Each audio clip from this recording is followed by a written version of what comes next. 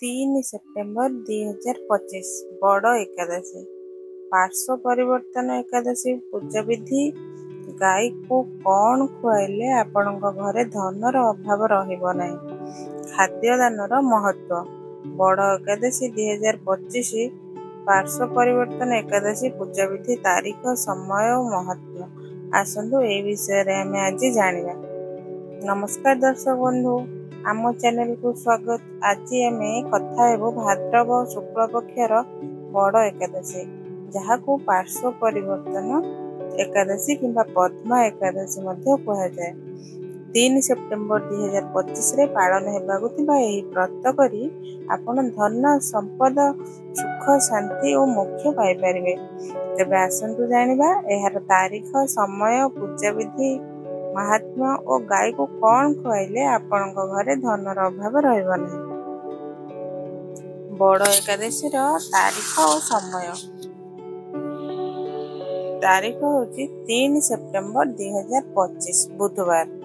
ଏକାଦଶୀ ତିଥି ଆରମ୍ଭ 3 ସେପ୍ଟେମ୍ବର ସକାଳ 3ଟା 52। ଏକାଦଶୀ ତିଥି ସମାପ୍ତ 4 ସେପ୍ଟେମ୍ବର ସକାଳ 4ଟା 20। ପାରଣ ସମୟ ମତଲବ ବ୍ରତ ଖୋଲିବାର ସମୟ ହେଉଛି 4 ସେପ୍ଟେମ୍ବର 2 ପହର 1:32ରୁ 4ଟା 4 ମଧ୍ୟରେ ରହିବ। ଏହି ସମୟ ଓଡ଼ିଶା ପାଇଁ ପ୍ରଯୁଜ୍ୟ। ଆପଣଙ୍କ ଅଞ୍ଚଳର ପଞ୍ଚାଙ୍ଗ ଅନୁସାରେ ସମୟ ଯାଞ୍ଚ କରିନିଅନ୍ତୁ। ବଡ଼ ଏକାଦଶୀର ମାହାତ୍ମ୍ୟ। ଭଗବାନ ବିଷ୍ଣୁଙ୍କ ବାମନ ଅବତାର ଓ ଶୟନ ଭଙ୍ଗୀର ଛବି ଆପଣ ରଖିପାରିବେ। ପଦ୍ମପୁରାଣ ଅନୁସାରେ ଏହି ଦିନ ଭଗବାନ ବିଷ୍ଣୁ ଶେଷନାଗ ଉପରେ ଶୟନ କରି ବାମ ପାର୍ଶ୍ୱରୁ ଡାହାଣ ପାର୍ଶ୍ୱକୁ କରବଟ ପଲଟାନ୍ତି, ତେଣୁ ଏହାକୁ ପାର୍ଶ୍ୱ ପରିବର୍ତ୍ତନ ଏକାଦଶୀ କୁହାଯାଏ। ଏହି ବ୍ରତ କରିବା ଦ୍ୱାରା ସମସ୍ତ ପାପ ନାଶ ହୁଏ, ବାଜପେୟ ଯଜ୍ଞ ସମାନ ପୁଣ୍ୟ ମିଳେ, ଧନ, ସମ୍ପଦ, ସୁଖ, ଶାନ୍ତି ଓ ମୋକ୍ଷ ପ୍ରାପ୍ତି ହୁଏ, ପିତୃମାନଙ୍କୁ ମୁକ୍ତି ମିଳେ। ଓଡ଼ିଶାରେ ଏହାକୁ ବଡ଼ ଏକାଦଶୀ କୁହାଯାଏ କାରଣ ଏହା ଚତୁର୍ମାସ୍ୟାରେ ଅତ୍ୟନ୍ତ ପବିତ୍ର ମନାଯାଏ। ଏହାର ପୂଜା ବିଧି ଆସନ୍ତୁ ଜାଣିବା। ଏହି ବ୍ରତ କରିବା ପାଇଁ ସହଜ ନିୟମ ପାଳନ କରନ୍ତୁ। ପ୍ରସ୍ତୁତି: ସକାଳୁ ଉଠି ସ୍ନାନ କରନ୍ତୁ, ଘର ଓ ପୂଜା ସ୍ଥାନ ପରିଷ୍କାର କରନ୍ତୁ। ପୂଜା ସାମଗ୍ରୀରେ ଆମେ କ'ଣ ନେବା? ଭଗବାନ ବିଷ୍ଣୁଙ୍କ ମୂର୍ତ୍ତି କିମ୍ବା ତାଙ୍କର ଛବି, ତୁଳସୀ, ଫୁଲ, ଧୂପ, ଦୀପ, ଚନ୍ଦନ, ନୈବେଦ୍ୟ, ପଞ୍ଚାମୃତ, ଫଳ ଏବଂ ମିଠା। ବ୍ରତର ସଂକଳ୍ପ: ଏକାଦଶୀ ଦିନ ସକାଳୁ ବ୍ରତ ରଖିବାର ସଂକଳ୍ପ ନିଅନ୍ତୁ। ପୂଜା: ଭଗବାନ ବିଷ୍ଣୁ ଓ ବାମନ ଅବତାରଙ୍କୁ ଫୁଲ, ଚନ୍ଦନ, ତୁଳସୀ ଅର୍ପଣ କରନ୍ତୁ। ବିଷ୍ଣୁ ସହସ୍ର ନାମ ପାଠ କିମ୍ବା ଓଁ ନମଃ ଭଗବତେ ବାସୁଦେବାୟ ମନ୍ତ୍ର ଜପ କରନ୍ତୁ। ବ୍ରତର ନିୟମ: ଚାଉଳ, ମାଂସ, ମଦ, ପିଆଜ ରସୁଣ ଇତ୍ୟାଦି ଖାଇବେ ନାହିଁ। ଫଳ, ଦୁଧ କିମ୍ବା ସାତ୍ଵିକ ଖାଦ୍ୟ ଗ୍ରହଣ କରନ୍ତୁ। ବିଷ୍ଣୁଙ୍କ କଥା, ଏକାଦଶୀ ମାହାତ୍ମ୍ୟ ଓ ବାମନ ଅବତାର କଥା ପଢ଼ନ୍ତୁ କିମ୍ବା ଶୁଣନ୍ତୁ।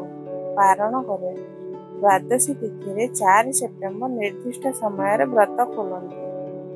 ଗାଈକୁ କ'ଣ ଖୁଆଇବେ? ଗାଈକୁ କ'ଣ ଖୁଆଇଲେ ଆମର ଘରେ ଧନର ଅଭାବ ରହିବନି?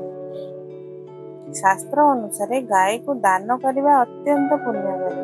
ବଡ଼ ଏକାଦଶୀ ଦିନ ଗାଈକୁ ଏହି ଜିନିଷ ଗୁଡ଼ିକ ଖୁଆନ୍ତୁ, ଯାହା ଆପଣଙ୍କ ଘରେ ଧନ ସମ୍ପଦର ଅଭାବ ଦୂର କରିବ। ଗୁଡ଼ ଓ ଚଣା: ଗୁଡ଼ ମିଶା ଚଣା ଖୁଆଇଲେ ଧନ ଲାଭ ହୁଏ।